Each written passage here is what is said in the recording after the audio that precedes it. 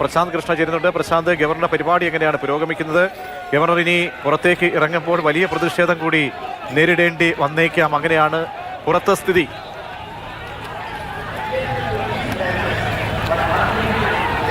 പുറത്ത് വലിയ പ്രതിഷേധം ഇപ്പോൾ നടന്നുകൊണ്ടിരിക്കുകയാണ്. സെനറ്റ് ഹാളിൽ അകത്താണ് ഇപ്പോൾ നമ്മൾ ഈ സെനറ്റ് ഹാൾ വേദിയിലാണ് ഇപ്പോൾ ഗവർണർ ആരിഫ് മുഹമ്മദ് ഖാൻ സംസ്കൃത സെമിനാറിൽ പങ്കെടുത്തുകൊണ്ടിരിക്കുന്നത്. ഈ വേദി സദസ്സ് നിറഞ്ഞ് തന്നെ വിദ്യാർത്ഥികളും മറ്റ് ക്ഷണിക്കപ്പെട്ടവരുമുണ്ട്.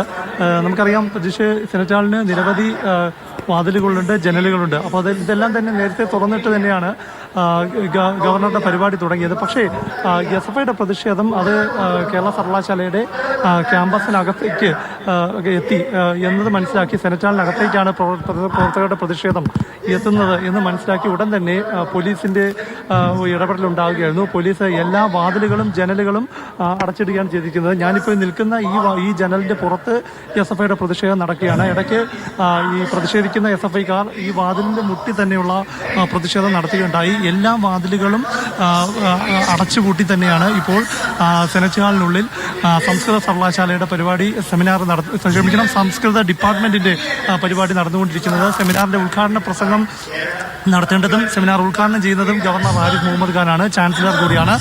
ചാൻസലർ ഇവിടെ ഇപ്പോൾ അടുത്തത് പങ്കെടുക്കാനിരിക്കുകയാണ്. അതുകൊണ്ട് തന്നെ പ്രതിഷേധം ഏത് രീതിയിൽ ആസൂത്രണം ചെയ്തിരിക്കുന്നത്, കാരണം കഴിഞ്ഞ ദിവസം സർവകലാശാല സിൻഡിക്കേറ്റിന്റെ ഈ സെമിനാറിനെ രംഗത്തെത്തുകയും അവരുടെ പ്രതിഷേധം പ്രകടിപ്പിക്കുകയും VC-യുടെ ഏകപക്ഷീയമായ നിലപാടുകളാണ് ഈ സെമിനാറിന്റെ നയിച്ചത്, അല്ലെങ്കിൽ സെമിനാർ നടത്തുന്നതിന്റെ പിന്നിൽ.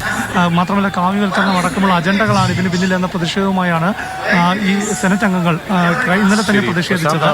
ഇതിന് പിന്നിൽ സെനറ്റ് ഹാളിന്റെ അകത്തുനിന്ന് വിശദാംശങ്ങൾ നൽകിയത്. പുറത്തേക്ക് ഒരുപക്ഷെ ഗവർണർ ഇറങ്ങുകയാണെങ്കിൽ, പണ്ടൊക്കെ ഗവർണർ അടുത്തേക്ക് എസ്എഫ്ഐ പ്രവർത്തകർ ഇരച്ചെത്തുമ്പോൾ ഗവർണർ വാഹനത്തിൽ നിന്ന് പുറത്തേക്ക് ഇറങ്ങി അവരെ നേരിടാനായി എത്തിയ സന്ദർഭങ്ങളൊക്കെ നമ്മൾ പ്രതിഷേധങ്ങൾ ഉണ്ടാവുന്ന സാഹചര്യം ഉണ്ടായിട്ടുണ്ട്. ഇന്ന് എന്താണ് ഗവർണറുടെ ഒരു പ്ലാൻ എന്ന് നമുക്കറിയില്ല. എന്തായാലും എസ്എഫ്ഐ വലിയ പ്രതിഷേധം ഉയർത്തുകയാണ്. നിലവിൽ ഒരു ഗേറ്റ്, ഗവർണർക്ക് പുറത്തിറങ്ങാൻ ഒരു വാതിൽ പോലീസ് ക്ലിയർ ചെയ്തിട്ടുണ്ട് എന്നുള്ളതാണ് നമുക്ക് മനസ്സിലാകുന്നത്. ഇപ്പോഴും പക്ഷേ പ്രതിഷേധം സെനറ്റ് ഹാളിന് മുന്നിൽ തുടരുകയുമാണ്.